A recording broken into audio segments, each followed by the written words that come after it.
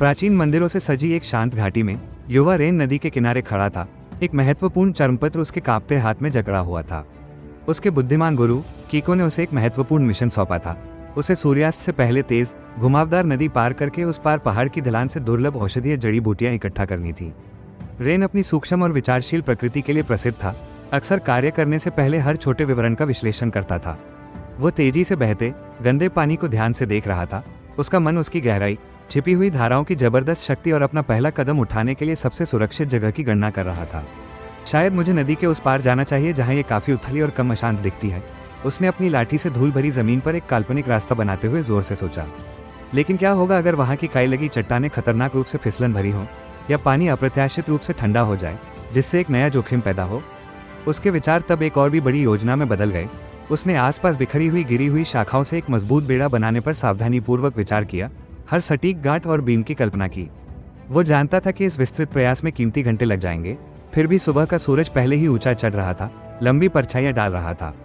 मेई नाम की एक खुशमिजाज गांव की लड़की, जो 10 साल से ज्यादा की नहीं थी, एक टोकरी के साथ गुजरी, एक हल्की धुन गुनगुनाते हुए जब वो नदी के सबसे संकरे हिस्से पर आसानी से छोटे चिकने पत्थरों को उछाल रही थी।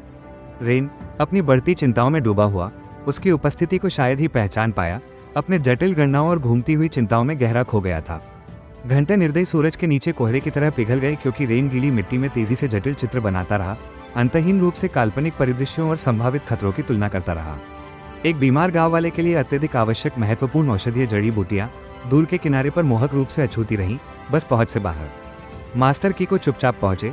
उनकी शांत उपस्थिति रेन की तेजी से बढ़ती ऊर्जा के विपरीत थी। उनकी शांत जानने वाली आंखें उनके शिष्य की गहरी लकवाग्रस्त चिंतन को देख रही थी। उन्होंने रेन को 3 अलग अलग पार करने की रणनीतियों के बीच भावुकता से बहस करते देखा, जिनमें से प्रत्येक पिछली से अधिक जटिल और समय लेने वाली थी। एक भी शब्द कहे बिना मास्टर कीको बस उस जगह की ओर चले गए जिसे रेन ने पहले एक आधे डूबे हुए काई लगे लॉक के कारण बहुत जोखिम भरा माना था। वो केवल एक संक्षिप्त क्षण के लिए रुके, फिर सावधानी से लेकिन आत्मविश्वास से ठंडे घूमते हुए नदी के पानी में कदम रखा।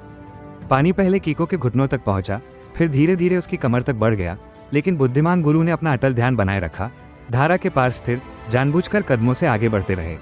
वो जल्द ही दूसरी तरफ पहुंच गया। शांति से दुर्लभ चमकीली जड़ी बूटियों का एक मुट्ठी भर इकट्ठा किया और उसी शांत सहज कृपा के साथ वापस लौट आया। रेन ने पूरी तरह से स्तब्ध होकर देखा, क्योंकि उसकी सावधानी से बनाई गई विस्तृत योजनाएं उसके चारों ओर अचानक ढह गई, जैसे ज्वार के खिलाफ रेत के महल। श्रद्धेय गुरु ने बस कुछ ही पलों में उसी नदी को पार कर लिया था जिस पर रेन ने पूरी सुबह ज्यादा सोचने में बिताई थी।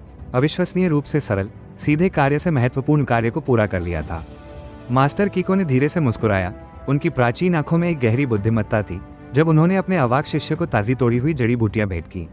रेन, उन्होंने धीरे से सलाह दी। उनकी आवाज एक हल्की हवा की तरह थी। सबसे बड़ी यात्रा, चाहे कितनी भी कठिन क्यों न हो, वास्तव में अंतहीन मानचित्रों या सही योजनाओं से शुरू नहीं होती है, बल्कि एक ही साहसिक बहादुर कदम से शुरू होती है। रेन अंततः गहरे पाठ को समझ गया। कभी कभी सबसे दुर्जय बाधा चुनौती स्वयं नहीं होती है, बल्कि अपूर्णता का ओवरवेलमिंग भय होता है जो हमें शुरू करने से भी दुखद रूप से रोकता है। ज्यादा विश्लेषण न करें, बस कार्य करें, क्योंकि ज्यादा सोचना केवल आपकी प्रगति को रोकता है और आपके सपनों को बस पहुंच से बाहर रखता है। सच्ची सफलता और पूर्ति का मार्ग अक्सर उसी क्षण शुरू होता है जब आप योजना बनाना बंद कर देते हैं और बस शुरू करने का साहस करते हैं। यदि मास्टर कीको की कालातीत बुद्धिमत्ता ने आपको प्रेरित किया, तो अधिक पौराणिक कहानियों के लिए हिंदी रेपो को सब्सक्राइब करें। अगर आप आज इस पाठ को लागू करेंगे तो लाइक करें और टिप्पणी करें कि हमें अगली कौन सी प्रसिद्ध कहानी साझा करनी चाहिए।